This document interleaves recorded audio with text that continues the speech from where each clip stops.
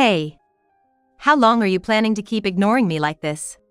Even though I've tried talking to her, my eldest son's wife continues to ignore me, not responding at all. This situation has been going on for about half a year now, and I've reached my limit of patience. I decided to have a family meeting with my eldest son involved. You know, if you don't want to talk to me, you don't have to force yourself to stay in this house. Is that so? Then, I'll gladly leave. Just when I thought she finally opened up, she responded with words I never expected. Gladly. Did she really not want to be with us that much? I was a bit shocked, but maybe this is for the best. If we forced ourselves to stay together, it would only make things more awkward. It's been half a year since the eldest son and his wife left our house. I've been living a quiet and peaceful life alone, but... Please help me! One day, out of the blue, my eldest son's wife came to my house. It seems like she's asking for help, but what on earth happened? What now? After leaving on your own, you have the nerve to come back and ask for help? That's what I was thinking. Actually. In the next moment, she started to tell an unbelievable story. My name is Madison. 10 years ago, I lost my beloved husband. He died of late-stage colon cancer, passing away just a month after the cancer was discovered. Brandon, Daddy has passed away, but I'm going to do my best, okay? As I spoke to my son Brandon, who is the eldest and was in his last year of middle school, through my tears, he cried with me. Mom, you don't have to do everything. I will do what I can on my own. At the time, Brandon, though just a middle school student, helped me a lot by taking care of household chores since I had to work part-time from morning till night to support our family after my husband's death. He never showed any sign of displeasure, always putting my needs before his own. I'm grateful that he has grown into such a kind-hearted person. Now, Brandon is 25 years old. Mom, there's someone I want you to meet. One day, Brandon solemnly said this to me. What? Are you getting married or something? As I asked this question, Brandon shyly nodded. Ah, has that time finally come? Knowing Brandon, his partner must be a kind-hearted person as well. And so, on the day my eldest son, Brandon, had decided, I was waiting at home when the doorbell rang. I glanced at the monitor with a bit of nervousness, and there stood a woman dressed quite flamboyantly. What? Is this the person he wants to marry? I let them into the house. Take a seat here. I'll make some tea for us, I said, directing them to the living room, thinking of offering some snacks. That's when it happened. Tea? Seriously? Do you have anything else? She said. What would you prefer? I have orange juice, if you'd like. I was honestly pissed off by her rude remark, but I held it in and asked her again. Orange juice? I'm not a child. Never mind, I don't want anything. I thought Brandon would scold her for her rudeness, but he just said, come on, now, and let it slide. Maybe she's just bad at communicating, I thought, and decided to introduce myself again. Nice to meet you. My name is Madison. Please take care of Brandon. My name is Katie. Oh, and just so you know, I have no intention of getting along with you. After saying that, my future daughter-in-law, Katie, just started playing with her phone and said nothing more. What's with this woman? I was so astounded, I went beyond anger. That's when Brandon suddenly said, Mom, I didn't tell you this before, but can we live here with you? To be honest, I was nervous about living with Katie, but I was happy that Brandon wanted to live with me. Oh, yeah, that's fine. I managed to say, accepting their proposal, not imagining that it would lead to such trouble later on. A month had passed since Brandon and his wife, Katie, started living with us, but she never opened her heart to me. On the contrary, she started pushing all the household chores onto me for various reasons. My back hurts today, so could you clean the house, please? I'm feeling weak today, could you cook for us? That was the daily routine. I never meant to force her to do housework. And to be honest, I was fine with doing the chores since it kept me busy. But I did wonder if she'd be alright when I'm gone one day. It's fine that I do the chores, but, are you sure you don't want to do anything? You might find it tough when the time comes. What? Why should I have to do anything for this house? I tried talking to her just once, but it had no effect. On the contrary, she just lashed out at me. Well, if she says so, it's fine.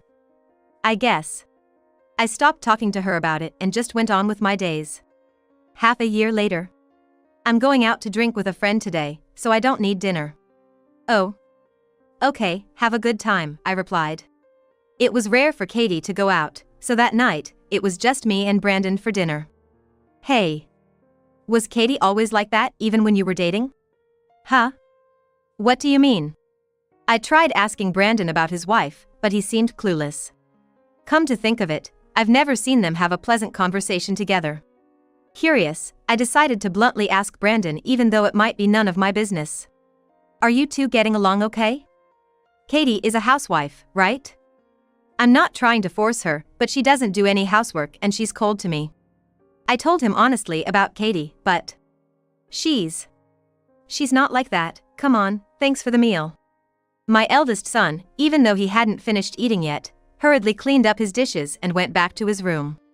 I'm sure he must have noticed the attitude of his wife, Katie.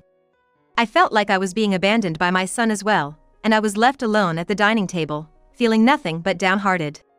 While I was feeling depressed and lost in thought, I looked at the clock and realized it was nearly midnight. I should just go to bed now, I thought, and just at that moment, I heard the front door open. Ah. What a drink, what a drink. Katie, my eldest son's wife, came home humming a tune, seemingly in a very good mood from drinking, and went into the living room. I thought she might get a hangover if she went to bed like that. I poured a glass of water and handed it to Katie, saying, "Here, why don't you drink some water? You seem like you've had quite a bit to drink." But she ignored me and went to the kitchen to get water herself. Huh? Is she too drunk to realize I handed her water? I thought, but I had handed it right to her, so that couldn't be it. You want water, right? Well, here's some colder water, why don't you drink this?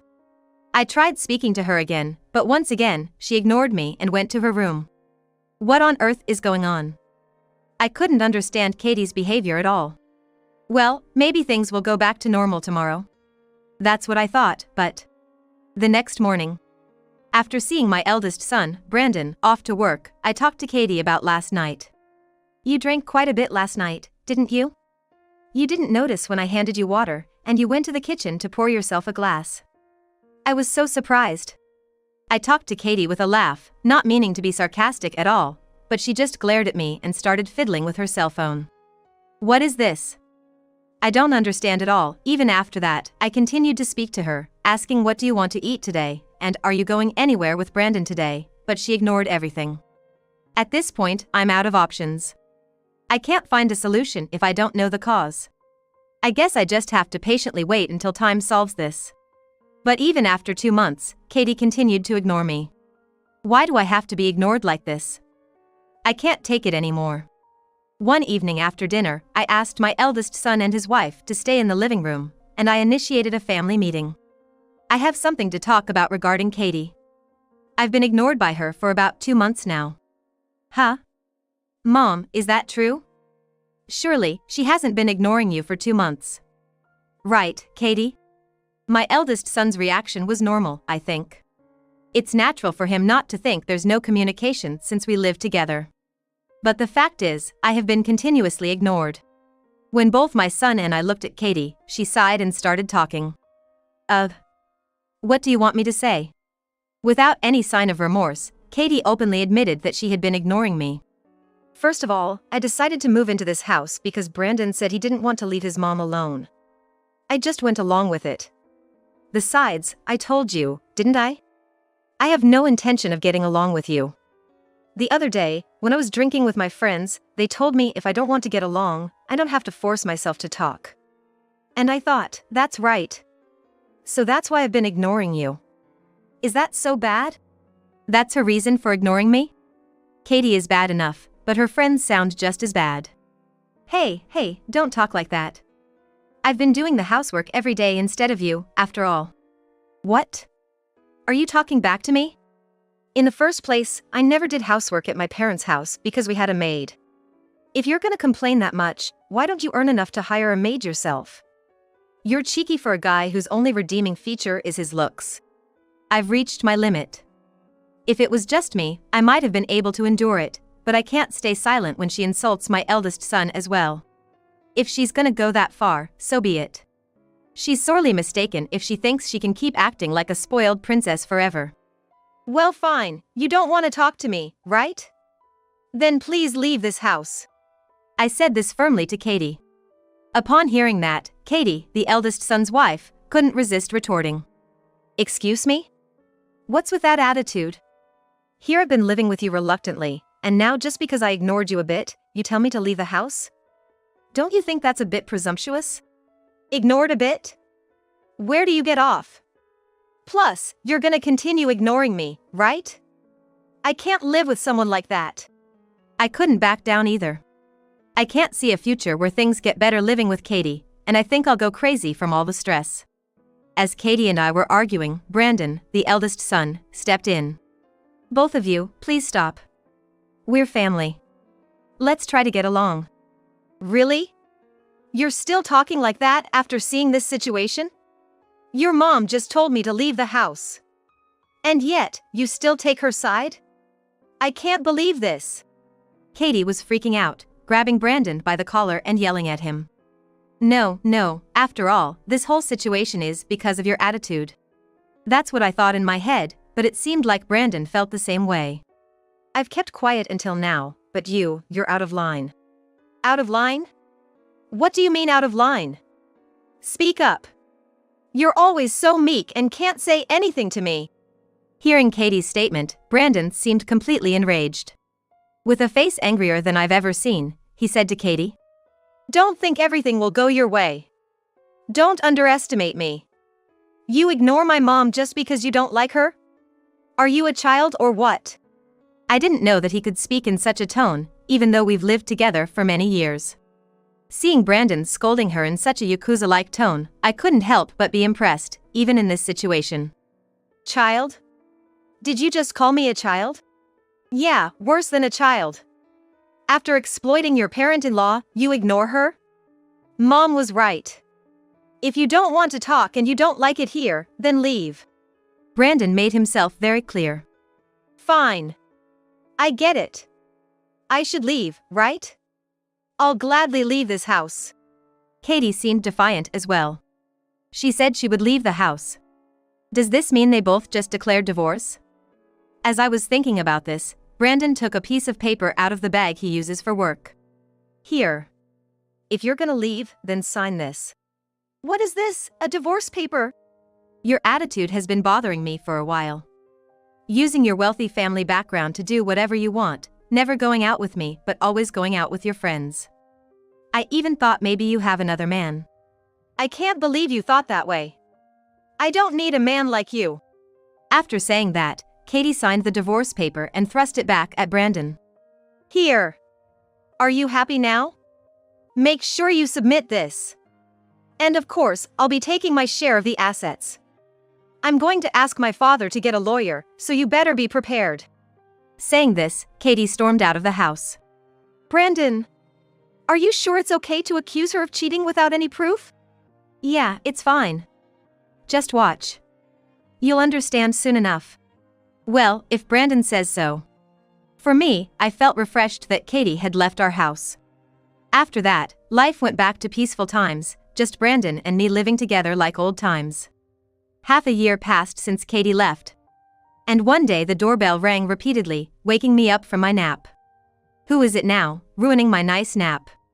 I checked the monitor while feeling grumpy, and was shocked. Why is she here? The drowsiness was completely gone. On the monitor was Katie.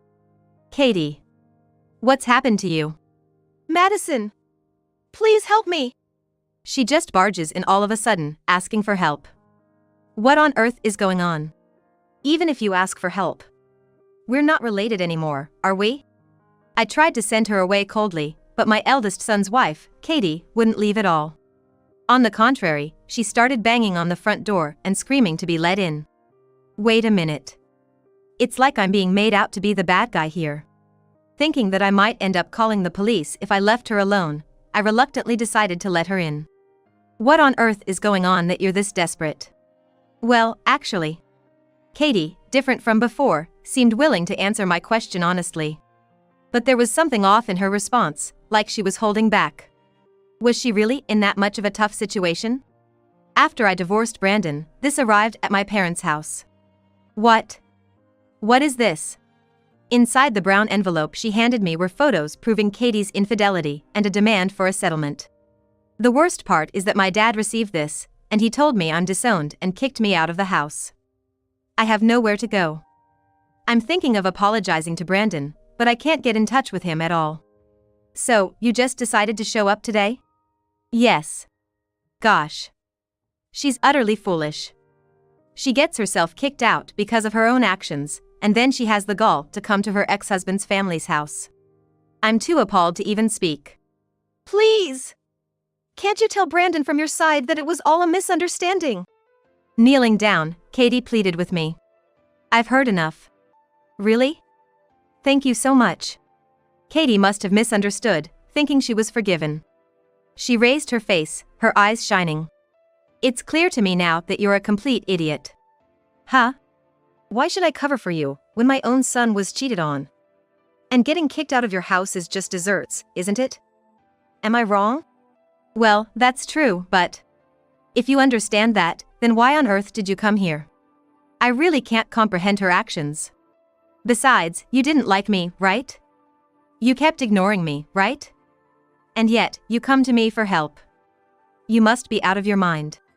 But you're the only one I can turn to. Just like Brandon said, she's completely taking people for granted. Why should I, someone she's been hostile towards, easily agree to help her? That's not true. You could have asked your relatives for help. Besides, your family is wealthy, right? You've always solved your problems with money. The settlement they're asking for is only $10,000, you could easily pay it off. But I've already told you, I've been disowned and they won't help me financially anymore. Katie suddenly changed her tone and yelled at me. There's no point in talking to her any longer. Then deal with it yourself. Besides, we're no longer related, why should I help you? Don't keep saying nonsensical things. I ended up yelling back at Katie. She was taken aback and fell silent. If you're done, can you please leave? I don't want to see your face anymore.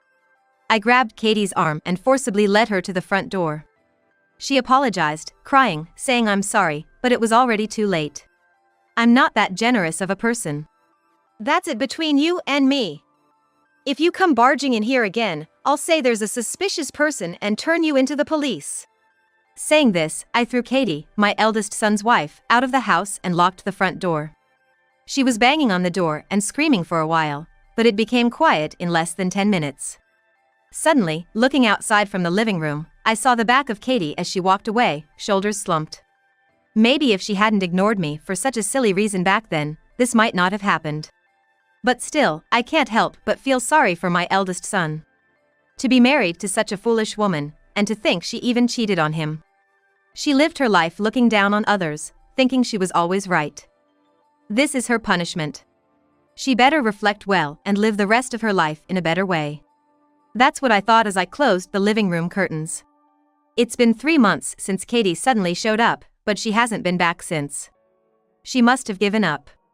Come to think of it, I wonder what happened to the alimony for my eldest son. Suddenly curious, I decided to ask my eldest son about what Katie is up to now. By the way, have you been in touch with Katie recently? No, I haven't talked to her directly, but we've communicated through lawyers. Did you get the alimony all right? Yeah.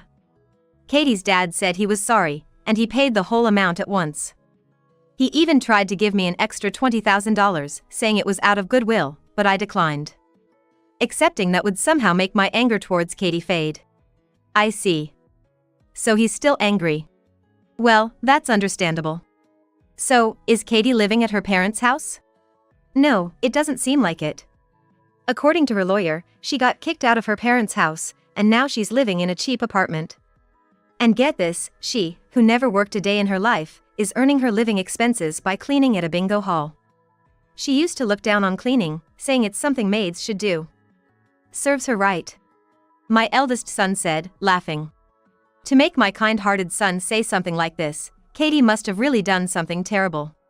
In a way, I'm impressed with her. I just hope that until the day my son remarries, We can live peacefully, just the two of us.